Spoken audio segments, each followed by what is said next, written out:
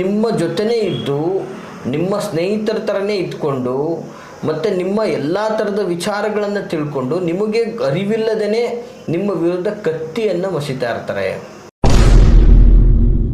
ನನ್ನ ಮನೆಯಲ್ಲೇ ತಿಂದು ನನ್ನ ಮನೆಯಲ್ಲಿ ಉಂಡ ಮನೆಗೆ ದ್ರೋಹ ಬಗ್ದಿದ್ದಾರೆ ಗುರುಗಳೇ ಅಂತ. ಅಂದರೆ ಮುಗಿದೋದ ಮೇಲೆ ಮಿಂಚಿ ಹೋದ ಕಾಲ ಚಿಂತಿಸಿ ವ್ಯರ್ಥ ಪ್ರಯತ್ನಿಸಿದರೆ ಪ್ರಯೋಜನವಿಲ್ಲ. ಒಂದು ಫೈನ್ ಡೇ ತಾವು ಸಹ ಕುಂತು ಯೋಚನೆ ಮಾಡ್ತಾ ಇರ್ತೀರಾ, ಸೊ ಯಾರಿರ್ಬೋದು, ಯಾರು ನನಗೆ ತೊಂದರೆ ಕೊಡ್ತಾ ಇದ್ದಾರೆ, ಯಾಕೆ ನನಗೆ ಪ್ರತಿಯೊಂದರಲ್ಲೂ ಕೂಡ ಲತ್ತೆ ಹೊಡಿತಾ ಇದೆ, ಕೆಲಸದಲ್ಲಿ ನೋಡಿದ್ರೆ ಮೇಲಧಿಕಾರಿಗಳು ನನ್ನ ಬಗ್ಗೆ ಬ್ಯಾಡ್ ಒಪಿನಿಯನ್ ಇಟ್ಕೊಳ್ತಾ ಇದ್ದಾರೆ, ಯಾರು ಹೋಗಿ ಹೇಳಿರ್ಬೋದು. ಸೊ ಉದ್ಯೋಗ ಕ್ಷೇತ್ರದಲ್ಲಿ ನನಗೆ ಸರಿಯಾಗಿ ಸಪ್ಲೈ ಮಾಡ್ತಾ ಇರೋರು ಏನೂ ಮೆಟೀರಿಯಲ್ ಸಪ್ಲೈ ಮಾಡ್ತಾ ಇಲ್ಲ, ಬಹಳ ವಿಶ್ವಾಸವಾಗಿದ್ದರು, ಯಾಕೆ ಹಿಂಗಾದರು. ಮತ್ತು ಕುಟುಂಬ ವ್ಯವಸ್ಥೆಯಲ್ಲಿ ನನ್ನದೇ ಆದಂಥ ಒಂದು ಸ್ಥಾನಮಾನ ಗೌರವ ಇತ್ತು, ಎಲ್ಲರೂ ಇವತ್ತು ನನ್ನನ್ನು ಒಂಥರ ನೋಡ್ತಾ ಇದ್ದಾರೆ, ಯಾಕೆ, ಹೌ, ಏನಾಯಿತು, ನನ್ನ ವಿರುದ್ಧ ಯಾರೋ ಒಂದು ಕೆಲಸ ಮಾಡ್ತಾ ಇದ್ದಾರೆ. ಗುಪ್ತ ಶತ್ರುಗಳು ನಿಮ್ಮ ಜೊತೆನೇ ಇರ್ತಾರೆ, ನಿಮ್ಮ ಹತ್ರನೇ ಉಣ್ತಾರೆ, ನಿಮ್ಮ ಜೊತೆನೇ ತಿಂತಾರೆ, ಆದರೆ ನಿಮ್ಮ ಸುತ್ತಮುತ್ತ ಎಲ್ಲ ನಿಮ್ಮ ವ್ಯವಸ್ಥೆಯನ್ನು ನಾಶ ಮಾಡ್ತಾ ಬರ್ತಾ ಇರ್ತಾರೆ. ಬಟ್ ಆದರೆ ನಿಮಗೆ ಅರಿವೇ ಆಗ್ತಾ ಇರೋದಿಲ್ಲ. ವೀಕ್ಷಕರು, ಏನಾಗ್ತದೆ, ಯಾವಾಗಲೂ ಕೂಡ ಕೊಳ್ಳೆ ಹೊಡೆದ ಮೇಲೇ ಕೋಟೆ ಬಾಗಿಲು ಹಾಕೊಳ್ಳೋಕೆ ನೋಡ್ತಾರೆ ಕೆಲವು ಜನಗಳು. ನಾನು ಹೇಳೋದಂಥವ್ರಿಗೆ ಅದಕ್ಕೂ ಮುನ್ನ ಎಚ್ಚರಿಕೆ ವಹಿಸಿ. ನಮಸ್ತೆ ವೀಕ್ಷಕರೇ, ನಾನು ನಿಮ್ಮ ಮೈಸೂರಿನ ಶ್ರೀನಿವಾಸನ್. ವೀಕ್ಷಕರೇ, ಸಾಮಾನ್ಯವಾಗಿ ಇವತ್ತೊಂದು ದಿನ ನಮ್ಮ ಅಕ್ಕಪಕ್ಕ ಸುತ್ತಮುತ್ತಲು ಎಲ್ಲ ವಿಧದಲ್ಲೂ ಕೂಡ ಒಂದಷ್ಟು ನಮ್ಮ ಬೆಳವಣಿಗೆ, ನಮ್ಮ ಅಭಿವೃದ್ಧಿ, ನಮ್ಮ ವಿಚಾರ, ನಮ್ಮ ಒಂದು ವ್ಯವಸ್ಥಿತವಾದ ಜೀವನವನ್ನು ಕಂಡು ಅಪ್ರಿಷಿಯೇಟ್ ಮಾಡೋದಕ್ಕಿಂತ ಅಥವಾ ನಮ್ಮನ್ನು ಹೊಗಳಿ ಅಥವಾ ನಮ್ಮನ್ನು ಒಂದು ಗೌರವಿಸೋದಕ್ಕಿಂತ ನಮ್ಮನ್ನು ತುಳಿಯುವಂತಹ ಜನಗಳ ಒಂದು ಸಂಖ್ಯೆನೇ ಹೆಚ್ಚಾಗಿರ್ತವೆ. ಸಾಮಾನ್ಯವಾಗಿ ಇದನ್ನೆಲ್ಲ ನೀವು ಗಮನಿಸಿರ್ತೀರ. ಇವತ್ತು ನಿಮ್ಮ ಸಂಬಂಧಗಳಲ್ಲೇ ಆಗ್ಬೋದು, ಬಂಧು ಮಿತ್ರರಲ್ಲೇ ಆಗ್ಬೋದು, ಅಕ್ಕಪಕ್ಕ ಮನೆಗಳಲ್ಲೇ ಆಗ್ಬೋದು, ಉದ್ಯೋಗ ಕ್ಷೇತ್ರದಲ್ಲಿ ಆಗ್ಬೋದು, ವ್ಯಾವಹಾರಿಕ ಕ್ಷೇತ್ರದಲ್ಲಿ ಆಗ್ಬೋದು. ಸೊ ಈ ಎಲ್ಲ ಕಡೆಯೂ ಕೂಡ ನಿಮ್ಮ ಬೆಳವಣಿಗೆಯನ್ನು ಕುಂಠಿತಗೊಳಿಸಬೇಕು ಅಥವಾ ನಿಮ್ಮನ್ನು ನಾಶ ಮಾಡಬೇಕು ಅನ್ನುವಂತಹ ಶತ್ರುಗಳು ಹೆಚ್ಚಾಗಿರ್ತಾರೆ. ಸಾಮಾನ್ಯವಾಗಿ ಕೆಲವು ಜನಗಳಿಗೆ ಇಂಥವರೇ ನಮ್ಮ ಶತ್ರುಗಳು ಅನ್ನುವಂಥದ್ದು ಸಹ ಗೊತ್ತಿರ್ತದೆ. ಯಾಕಂದರೆ ಅವರಿಗೆ ಮುಖಾಮುಖಿ ಆಗಿರ್ತಾರೆ ಅಥವಾ ಅವರವರಲ್ಲೇ ವಾದ ವಿವಾದವಾಗಿರ್ತದೆ ಅಥವಾ ಜಗಳ ಜಂಜಾಟ ಇತ್ಯಾದಿಗಳಾಗಿ ಠಾಣೆ ಮೆಟ್ಟಿಲು ಕಾನೂನು ಇನ್ನೊಂದು ಮತ್ತೊಂದು ಎಲ್ಲ ಗಂಟನೂ ಹೋಗಿರ್ತಾರೆ.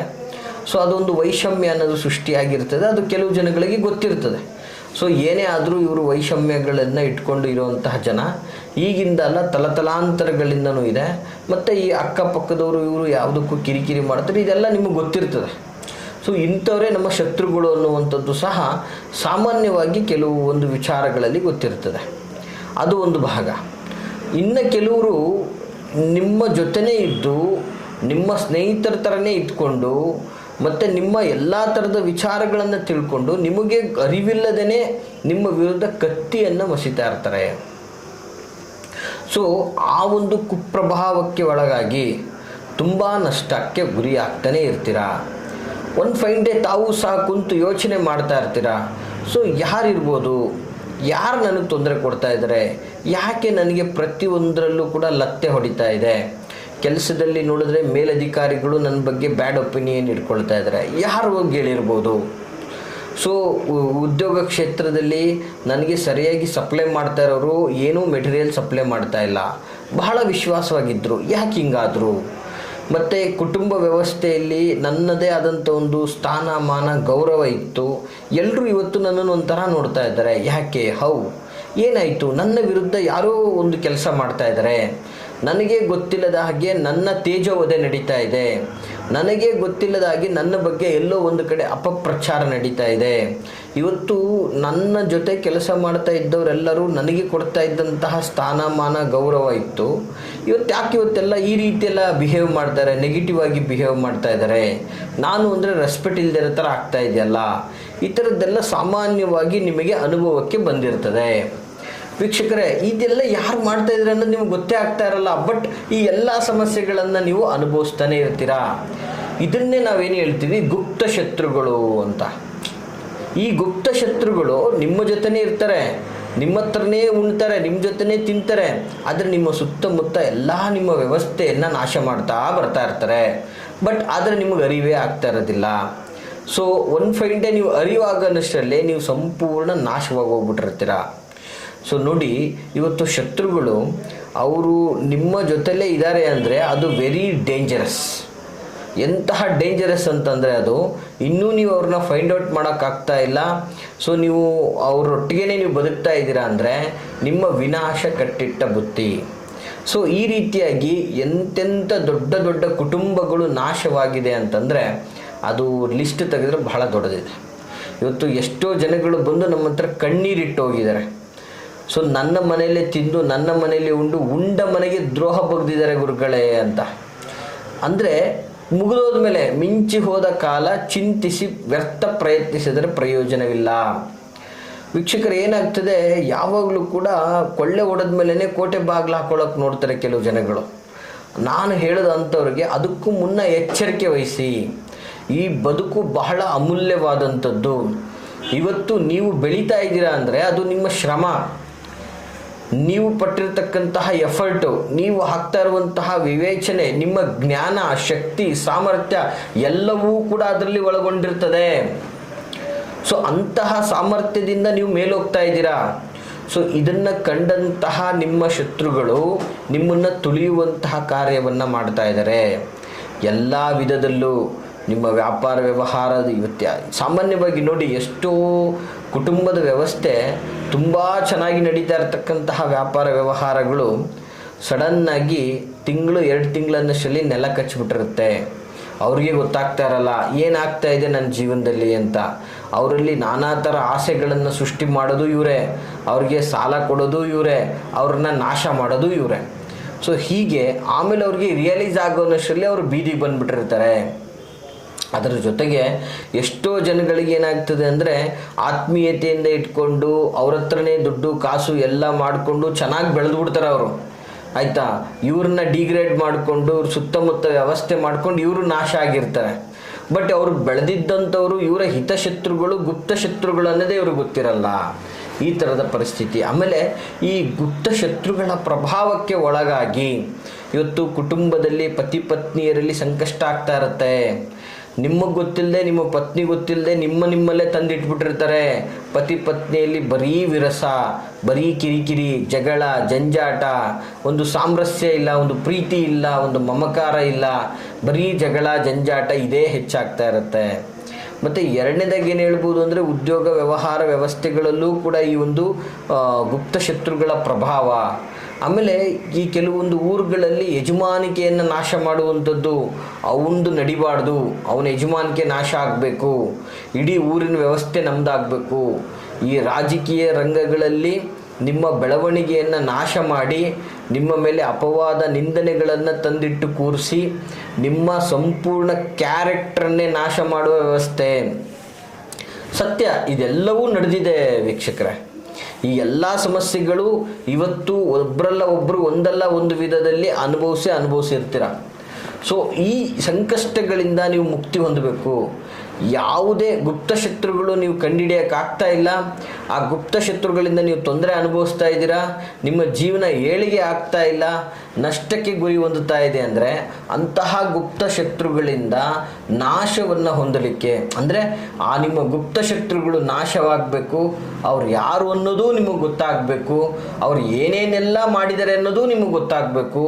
ಆ ರೀತಿಯಲ್ಲಿ ನಿಮಗೆ ಅನುಕೂಲ ಆಗಬೇಕು ಅಂತಂದರೆ ಅವರ ಒಂದು ಏನು ಆ ಶತ್ರುತ್ವ ಅವರು ನಿಮ್ಮ ಮೇಲೆ ಮಾಡಿರುವಂತಹ ಅಥವಾ ನಿಮ್ಮ ವಿರುದ್ಧ ಏನು ಅವರು ತಂತ್ರವನ್ನು ಹೆಣೆದಿರ್ತಾರೆ ಅವೆಲ್ಲವೂ ನಿಮಗೆ ಗೊತ್ತಾಗಿ ಅವರಿಂದ ನೀವು ಸೇಫ್ ಆಗಬೇಕು.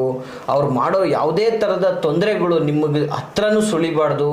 ಅವ್ರು ಎಷ್ಟೇ ಕುತಂತ್ರ ಮಾಡಿದ್ರು ಅವರಿಂದ ನಿಮಗೇನೂ ಸಣ್ಣ ಎಫೆಕ್ಟ್ ಆಗಬಾರ್ದು. ಅಂದರೆ ಈ ಒಂದು ಸಣ್ಣ ತಂತ್ರವನ್ನು ಮಾಡಿ ವೀಕ್ಷಕರೇ, ಬಹಳ ಅದ್ಭುತವಾದಂತಹ ಒಂದು ತಂತ್ರ ಸ್ವರೂಪ ಇದಾಗಿರ್ತದೆ.